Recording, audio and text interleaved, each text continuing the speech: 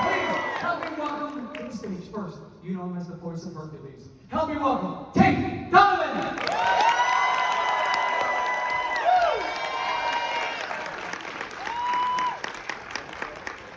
You know her as the voice of Egan. Please help me welcome Susan, Egan.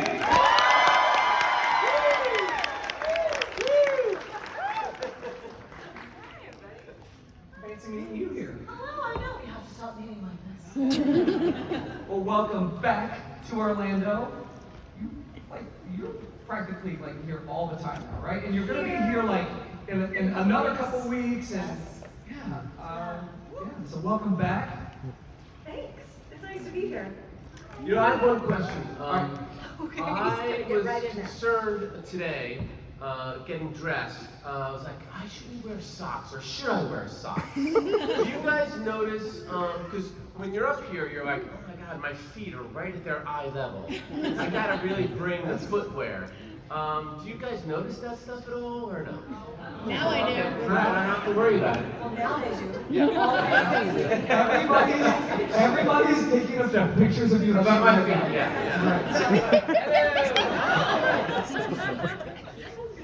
Sorry. So this is great. Listen, if I wasn't here, I would be down there. Huge Disney fan. Now, going into this film, did you, in going into the auditioning process, were you aware that it was a Disney film, or was this something that your agent said, hey, there's this project, or how did you hear about this? Well, I was aware that it was a Disney film, definitely. But I remember walking into the the waiting room before you went and auditioned, Right. and every huge star at the time, like Rob Lowe was in there, Sutherland, Kiefer Sutherland was in there. I was like, oh my God, I'm never gonna get this. What am I doing here? And I remember going in there, and there was a music stand with the lines and a microphone, and Ron and John, the directors, were there, and they're like, okay, great, yeah, thanks. Whenever you're ready, just go. And I was like, okay, great, thanks. And as soon as I started to speak, they just went. And I was like, oh, for some reason, I was like, oh, it's Disney. Maybe they're very religious and we're supposed to pray before, like they're praying, like, please God, let this guy be the emperor. Let him hurry up before Kiefer Sutherland gets in here. And so I was like thrown out, and then I realized, oh, they don't care what I look like. They just want to hear my voice. And so that was a very unusual experience. Yeah. I did know it was Disney, and I really, really wanted to audition for it, and they wouldn't let me audition for it because I was doing Beauty and the Beast at the time. And I guess I was so convincing as Belle, and they didn't realize that I was really acting as Belle, but that Meg is right where I live. So they finally let me audition, and she's so relatable to me, and she's kind of where my voice lives naturally. And, that they finally, I was just a squeaky wheel. They finally let me audition because they had to see me at the theater every night anyway.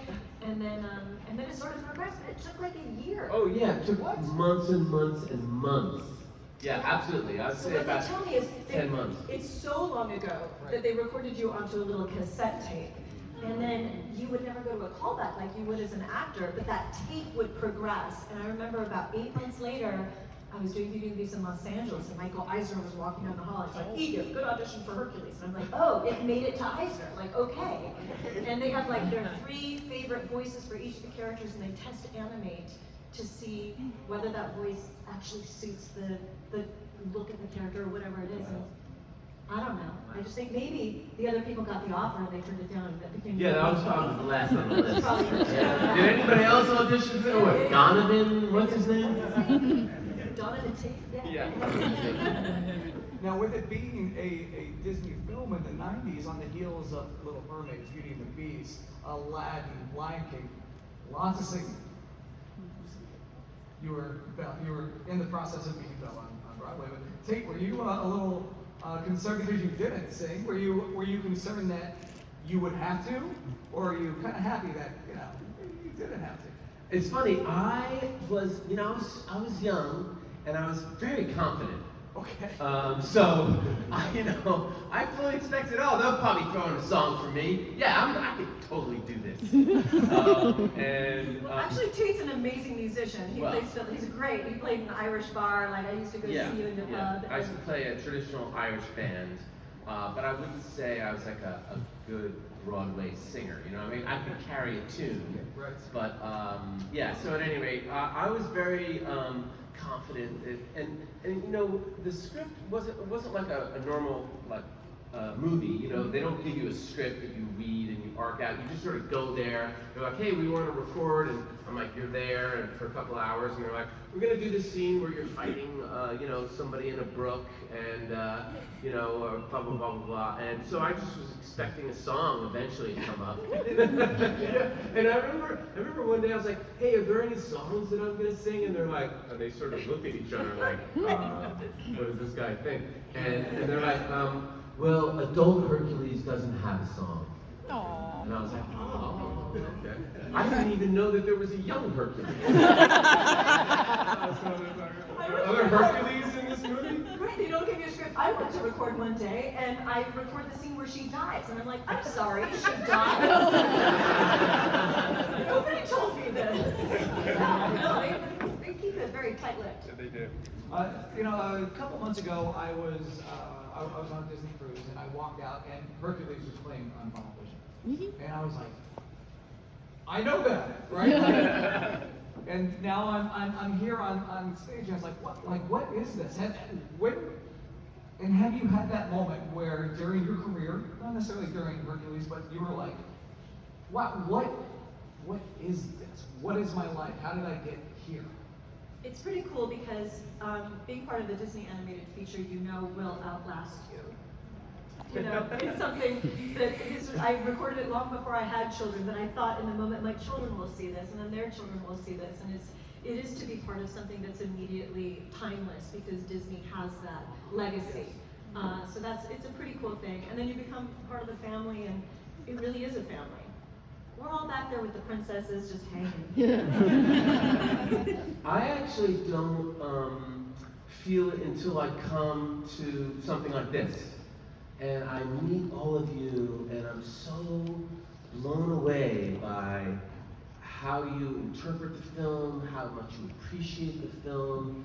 Like, when you're an actor, you sort of like go up there and you do your lines, and you have no idea.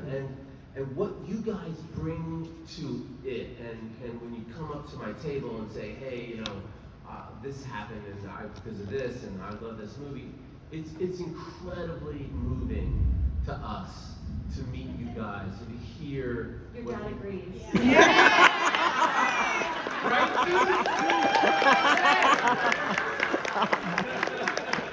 Is that thunder? Thunder in Florida is no joke. Wow, there's like a bomb going on. You mentioned that Disney legacy. While you were, when you got the part, or while you were recording, was there pressure on you because this was a Disney project, or was it just, this is just another gig? I think that's where youth comes into play. Like, I wasn't even smart enough to be intimidated, honestly. Yeah. And then I would say, like, Ron and John, and I would say Alice Dewey as well, and Alan Make It, they really make it playtime. Like, they really make it fun, and it's seemingly low pressure, and they let you play around in the studio. You get your lines the way they're written, and then they kind of let you improvise and do some fun stuff. So they make it very playful there. To, I think, take that. Zeus is pissed about that. He's like, we didn't actually want wingsuits on it. No improvising. Very much the same way. I didn't feel a lot of pressure, like, oh, this is a Disney feature. I was just like, wow, this is cool.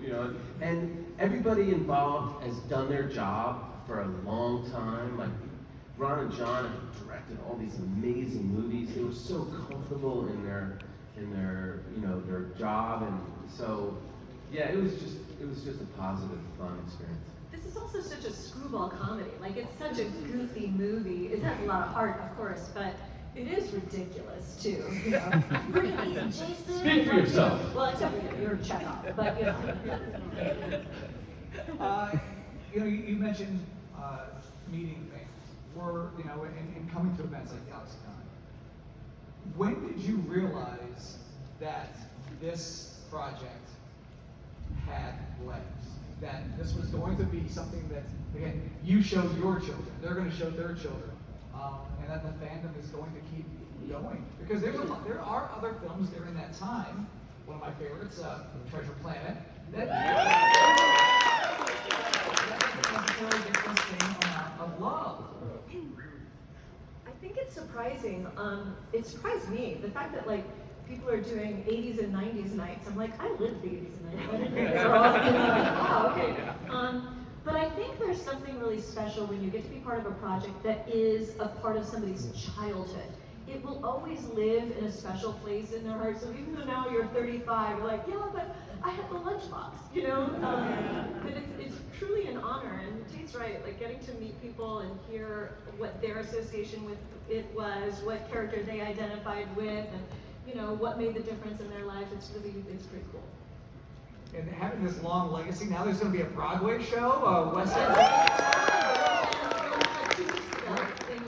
And also on the Disney Destiny stage show. Yeah, I'm going to be on board in a couple weeks in a different role as a producer of a different show. But yeah, really excited to see that. And that one is a total redefinition. They're telling Hercules like as if it's Mad Men. So like it's all set in like the 60s. It's pretty cool. Really? Yeah, it's new arrangements. He works at an ad agency? I don't know. Yeah, it's paid by John Hamm. Damn it.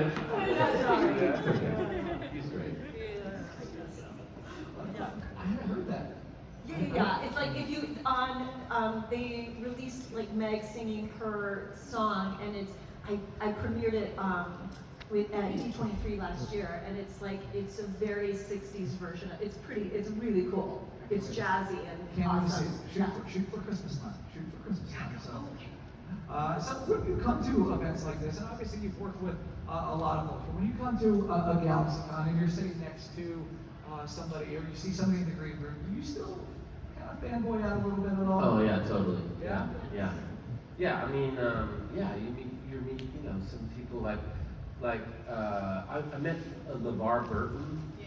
And LeVar Burton to me was like, I was raised in New Jersey, and him and Roots was just like life-changing, not just for me, but for my entire family. I mean, Roots just changed everything for my family, and changed America, as far as I'm concerned. And just meeting LeVar Burton and just being, he's just an amazing guy. So yeah, that happens to me all the time.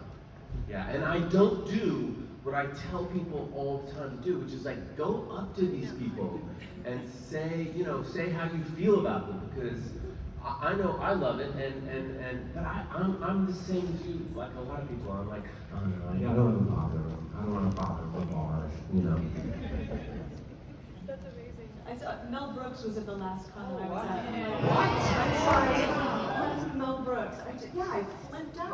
I didn't go say hi. It doesn't say anything. Meryl Streep came to see Beauty and the Beast, and they told me, and I ran out of the theater. I was too scared to meet her. And it was awful. She had a young daughter who wanted to meet Belle, I'm sure. And it's like, I couldn't, like sometimes, like if that was just going to be too much, I would have thought, like, it's Meryl Streep. Did they tell you before? Terrible. They told me right at the end, and I just... Luckily, I think I lost my mind. By the way, if you happen to look out there in the front row. I'm gonna apologize. I will apologize. Sorry. Did you guys record together, or was it solo? A couple times. a couple times they got us together, which was so much fun, because most of the time you're just alone in the microphone. Yeah, we had a great time. It was really. Did you work with James or with Danny or anybody? I had one session with James Woods too. But then I think we had like maybe 2 sessions together. Not a lot. Not a lot. No. Yeah. What I found is, it's interesting when people do shows, do movies, do projects together, and then they meet at the premiere. Yeah. Right? That's like, oh, 100% like true. we're wearing like name tags, hi, my name is. Yeah. Danny. Yeah. Right, because nobody knows their name.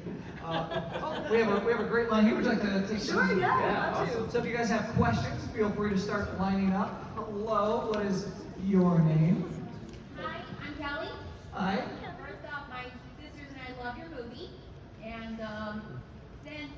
was going through a relationship problem, do you sometimes run into fans who have the same problem?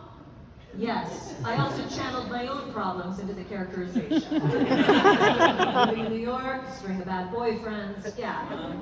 No, for sure. I think that's what makes her relatable, right? She is not this perfection that a lot of the Disney heroines are. Like, she has a past, she's making mistakes, she's playing for the wrong team, you know, on the side of Hades, until she figures it out. Thank you. Thanks. Hello, what's your name? It's Jake. How you guys doing? I grew up a lot with the Disney Renaissance, and I will say the 90s and 2000s and 2010 were the golden times of Disney, if you ask me. But my question, though, is, well, I guess they could say it's for one each, but like if you were able to ever work with them. I guess for Tate's case, what was it like working with James Woods? And then for Susan, given that Meg is considered the sassiest Disney character of all time, how does that make you feel on that? Well, first of all, how do my ankles look on camera? I met James Woods at the premiere. I think maybe one time I was coming into the building and he was leaving his recording session, and that was it. You know, like it's crazy. It's crazy how we didn't really interact. Yeah, but he was amazing in the film. And then Meg being sassy, yeah. I feel like it was in lieu of therapy. I got a lot out. And I love how she can. I'm always the one who walks away from a situation saying, "Oh, I should have said this. I should have said that." And Meg always seemed to know what to say right in the moment, and I love that. Wonder Boy. I like Wonder Boy. Oh.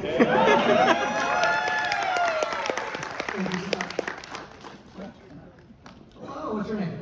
My name is Amanda. First of all, to the host, I love your Mickey bounding. It's really nice. Very fashion forward. Thank you guys both for your contributions to this movie. It's just fantastic for what it is, especially for millennials. We're going through a lot, so sometimes you just need to put on. Hang in there, guys. Most millennials are going through a lot. So here's a very interesting creative question for you both, since Hercules has all these powers. What type of superpower would you like to have? But on the other end, with all the good that can come with a superpower, what's something negative that you can see associated with a superpower? Like if you could speak every language, then all of a sudden you can understand everybody around you and get oversensitized, things like that. Yeah, it's sort of like if you could actually read minds, you really wouldn't want to know what people Right. think. Yeah, I think that would be the one for me. Superpower. Gosh, sorry, I'm trying to think. You know, it would be great if I could go back in time and be able to sing a song as an adult Hercules. That'd be cool. That'd be all right. See, I'd love to The fly, downside of that is that I can't really sing that well. I'm sure you can. See, I'd love to fly, but then I would have to TSA check myself and I don't want to. Oh, there you go. So, yeah. Thank you guys very much. Thank you. Listen, in the world of reboots, That's never true. say never. That's right. Yes. Hello, what's your name? Hello, my name is Victoria, and I'm going to try to phrase this question as best as possible. All right. So, we all know that, of course, the Hercules movie is not, of course, 100% accurate to the original then. And so, my question for you is, out of all of this creative liberties Disney made from the original source material, do you have any favorite changes that Disney made for the film? I'm not sure if you know anything about the original Hercules, but... Well, when I first got the role, I took it very seriously. I was a serious actor, so I read up on Hercules, which is the Greek version of Hercules, and I realized very quickly that this is a meaningless experience. I mean, it's pretty dark, really super dark. So I'm really glad that Disney decided, hey, let's not have him kill so many people, even the Nemean lion. You know, I mean, let's give the guy a break. You know, lions are in danger. You know, we shouldn't be killing beautiful beasts. I forgot what the question was, but basically, What's your favorite? What's your favorite? like how they turn things. Yeah. Well, I mean, I loved how. I mean, it was so funny how they turned it into sort of like how to deal with fame. You know, like all the merchandise, all the fame, how you know, that was sort of like a new thing in the 80s and 90s. Like Michael Jordan became this like mythical athlete, and they sort of really played with that culture of these superstar athletes, and I really thought that was incredibly clever and insightful. Yeah, I think that spot on. They made, a lot of times with the animated features of that era, they tried to make them timeless. They didn't want to put any contemporary humor in. And what changed that, they told me later, was Robin Williams as the genie was just, there was no stopping him. Like, he was gonna, you know, just riff. And they realized how much the audiences like it, so they agreed to just, with this movie, make it very of its era, and I think it still works. Like, the fact that they, you know, do say, you know, that everybody's named Brittany and Jason, which it was true at the time. So, and call IXII, you know, like, you know, that kind of stuff just made me howl. I thought the script was so clever.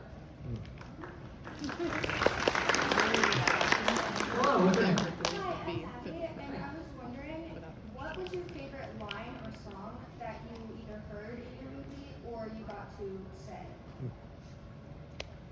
You are one right answer. Zero to Hero?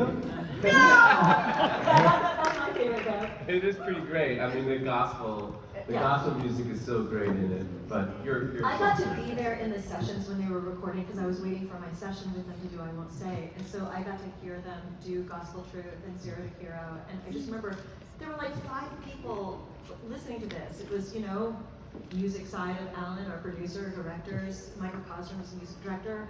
And I just thought, they are blowing the roof off, and like we are one of 5 people witnessing this in real life, which is why I'm so glad there's now the show in London, because you can go hear that roof go off, because the Muses stuff is amazing. And I think David Zippel's lyrics are the bomb, like, you know, and this perfect package packs a pair of pretty pecs. I'm like, who? That's crazy smart. And he'll tell you how much a Grecian earned. Like, it's so great. So good. Yeah, Zero to Hero, but like hands down. Thank you. Hello, what's your name? Hi, I'm Ricky. Nice to meet you both of you. Nice to meet you, Ricky. So in the movie, Hercules has a lot of merchandise. I would love to know what your favorite piece of Hercules merchandise is. That's a good question. Well, I've seen a lot of cool stuff that you guys have. But I don't know if it's considered merchandise, but Susan and I were lucky enough to be given a maquette, which is, maquette is a sort of rosin sculpture of your character. And it's sort of what the animators share, like, it just is the consistency of like, what does Hercules look like at, you know, at a 3D level? And it's sort of a very old school way of animating. I don't think they make maquettes anymore. Yeah, I don't think we do. Yeah, and so when they gave it to us, I remember I was like, oh, cool. I didn't really understand how valuable it was. And they're like, just so you know, I don't care like what kind of car you have or if you own a house. This is the most valuable thing you own. Yeah, so the animators can rotate it, and from every angle there's a consistency, as Tate said. Yeah. So we each have our maquette, which is pretty great. Yeah, pretty but cool. I'm also very proud of my McDonald's plates. Yeah! That's good. Yeah, McDonald's plates. They're awesome. Yeah, they're cool. Hello, what's your name? I remember those. I'm going about better Hercules that didn't make the final cut in 20. Good question. Yes, thank you for asking. So there's a scene where they've spent all day together. She got Herc to ditch his, you know, whatever with Phil, and then it's right before I Won't Say I'm in Love, and they're going to the garden. It's all romantic, but they're recollecting what their day was like. And so we recorded the scene, and then we were improvising the scene, and you said, and that Oedipus play? Yeah, that's a really good mother. But I thought it was right over the heads of the kids, right over the parents, you know, sophomore year English class. Yeah, I wish they'd cut that out. Darn it off. Hello. Speaking of I Won't Say I'm in Love, was there a difference between like the regular recording for the voices and then recording for like the singing parts? Yeah, so there was actually another song for Meg first, and I had a good working relationship with Alan Menken because he wrote Beauty and the Beast as well, and he, I was living in New York and he lives in New York, and so he has a studio at his house. So I went over to his house to record the first song, which was called "I Can't Believe My Heart," and it's very much an Alan Menken love ballad. And they started animating to it and realized Meg would never in a million years sing a love ballad. She would be in denial, so they rewrote the song. But that whole process of like watching, being able to sort of witness David and Alan figure that out and rewrite another song, and they wrote the absolute right song with I Won't Stand in Love, which is really a duet between Meg and the Muses, and it's an argument that they win, which I love. I love that she's on the losing side, and they're like, talk band girl. So, thank you. Thanks. Hello, what's your name? Amy. Hi, Amy. So one of the themes in Hercules is heroes. So I'm wondering nowadays, what do you guys think makes a true hero? Oh, that's a good one. That's a good question.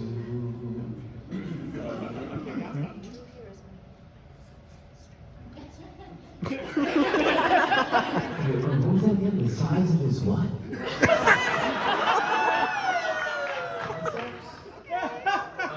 Yeah, what makes a true hero? Well, gosh. What I love about Hercules is he's a very humble guy, and I as life goes on, I find humility to be extraordinarily heroic, and to be, allow people to see vulnerability and sort of to question yourself. And I think that takes a lot of courage, and usually courage is involved when you're doing something heroic. So, yeah, something like that. Yeah, that's a good one.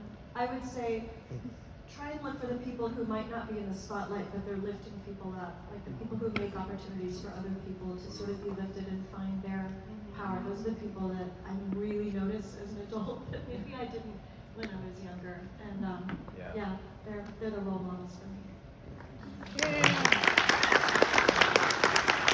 Oh, what's your name? I just want to know, do you have like any favorite moments about recording Hercules?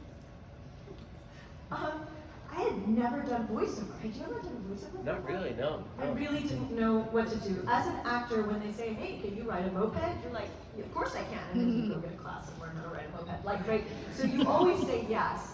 But that very first day of actually recording was this scene where Meg meets Herc, and the centaur is there, and they're like, yeah, that's good, Susan. Now can you do the scene again as if there's a fish down your top? I'm like, yes.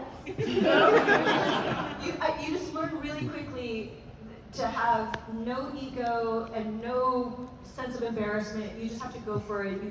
You're ridiculous in the studio to get whatever sound you need in your voice. You're jumping around, you're doing whatever. And I just remember like, oh, okay, I just have to let it all go at the door. Like, I'm not gonna be graceful, I'm not gonna be any of these things that you're sort of taught to be as an actor, and yeah, so it was a little scary, but then a lot of fun. When you get rid of those inhibitions, it's just fun.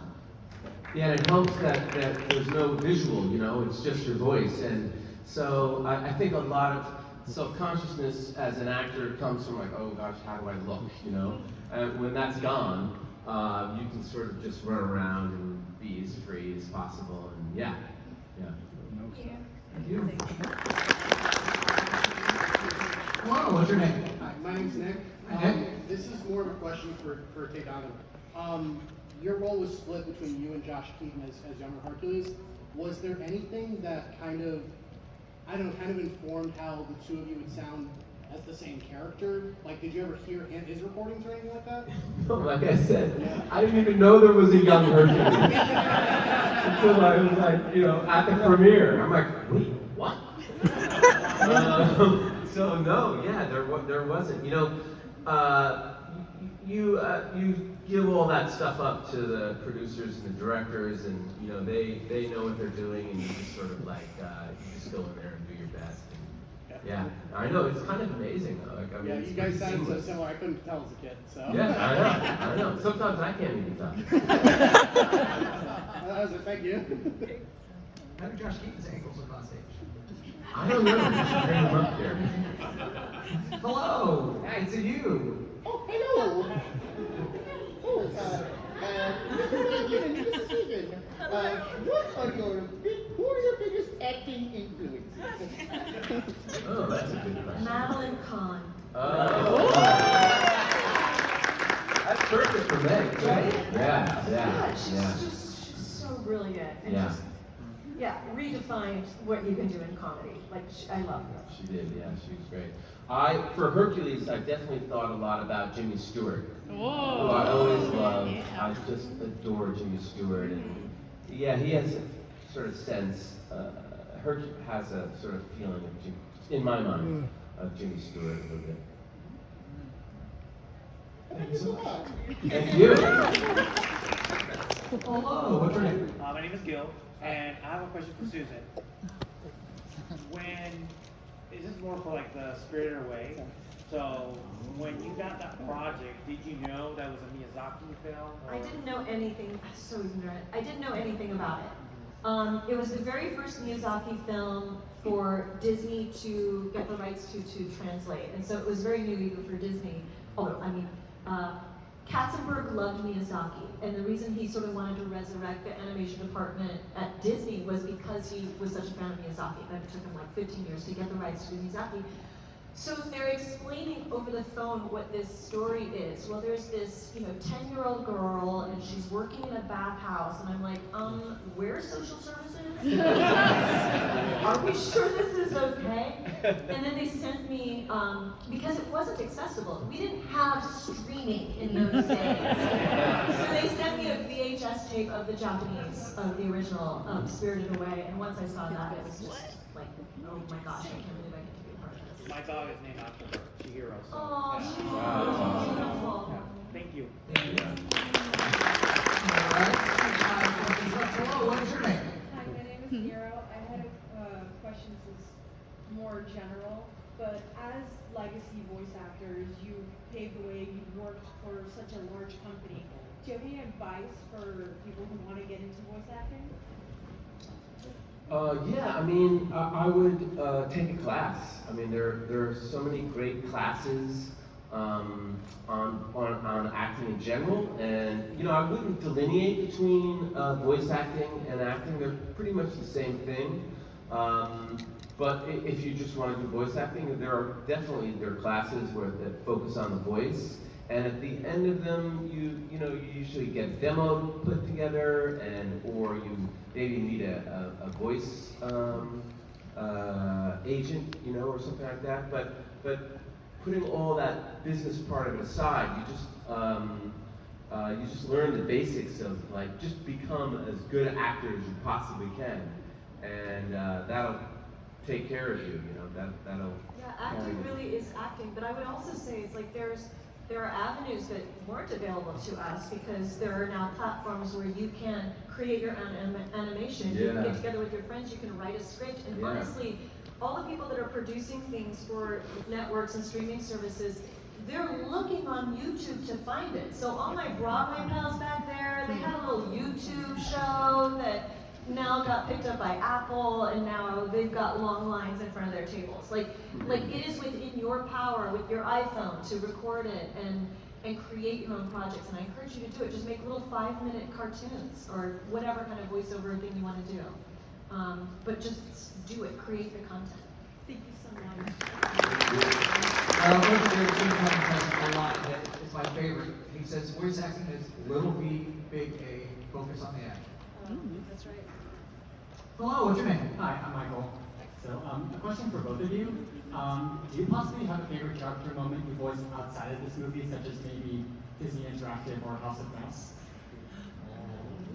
A voice outside of, I haven't really done much other than car commercials. my favorite was Chrysler, Chrysler the Batman. I remember that.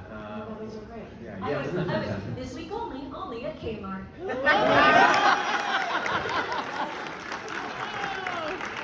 So good. Kmart went bankrupt and that job was probably not the answer. What's your name? Hi, my name is Autumn. So my question is, what's your favorite message to come from the movie Hercules? Oh, it's the one I was whispering to him. That true hero is not measured by the size of his strength, but by the strength of his heart. I think it's beautiful.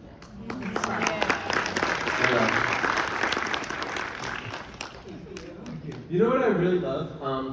Everyone gets a hand when they come up and ask a question. That's so sweet of you guys. Because it's nerve-wracking to ask a question. And you guys are an awesome audience. You're supporting your fellow audience members. Yay. My name's Lewis. First of all, thank you guys so much for being here. It's such a pleasure to meet you guys. Now, to my question, back to reboots. There's a lot going on right now about a Hercules reboot produced by the Russo brothers.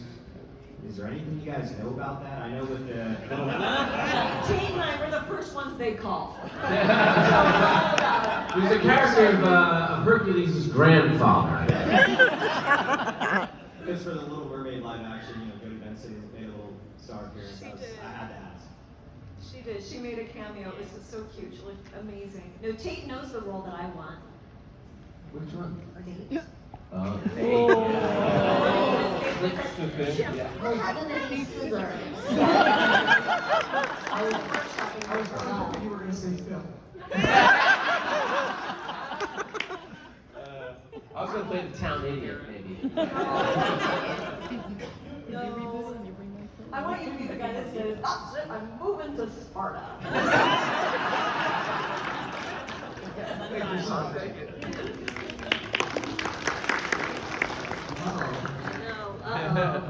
Hello. Boss is here.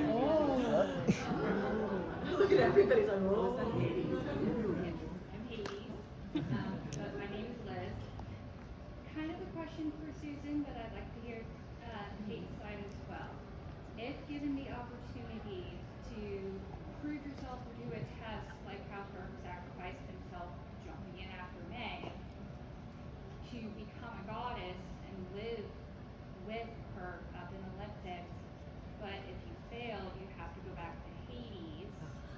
Would you take that opportunity? Would Meg take that opportunity to have forever with her, or just be okay with being mortal? Yeah, I kind of want to say, I'm not really happy with the way the movie ends. TBH. I feel like Maybe that's why we don't know anything about the reboot. That's Susan Egan. She's trouble. She's trouble. Yeah, Meg takes a pillar for her. She sacrifices herself. That was a scene I wasn't aware was going to happen that day at the recording session. Yeah, I think for sure she would do anything. Not necessarily at this point. I don't think she would be doing it just to get up into Olympus, but to save his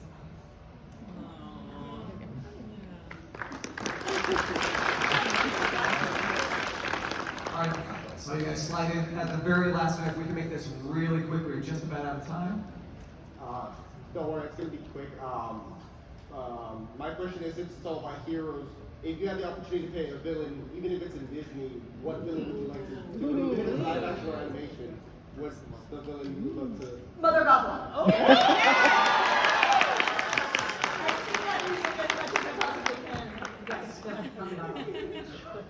I don't know, Jafar. Pretty cool. Pretty cool. Thank you. All right, hello. Hi, really quick, in a live action reboot, who would you like to play Meg and adult her? See, this is what gets us into trouble because you guys are filming. I am not. Many people that would be great as Meg. I would be happy with anybody with the cast, to be honest. Yeah. Because they're pretty good at picking those folks. Is there anybody you want as her? Michael Jordan. Michael Jordan, basketball player. Yeah, he would be awesome. Yeah. Who? Oh, Zendaya, yeah. She's got the two, she's got the voice. Well, thank you for hanging out with us. Thank you guys. That is our time. One last question before we go. We have 18 seconds. If you could thank our great anime fans here, what could you say to them within these last couple of seconds? what they mean to you in being out here with us today. This community means everything. It's like you're constantly thanking us for being here, but honestly, we couldn't be. You guys being here is what makes this con. And as Tate sort of said earlier, just listening to you and your stories and what struck you at that age, you know, when you saw the films, not just ours, but all of them here, it's really a beautiful community, and I think this world needs more beautiful communities. So I love how supportive you are of one another, and we certainly appreciate how supportive you are of us. You guys are fantastic. I'm so psyched that you asked me to come here, and I love that you support each other. It's so inclusive here, and how rare is that? You know, it's so great. It's really moving for us. So thanks for having us. One more time for Hercules.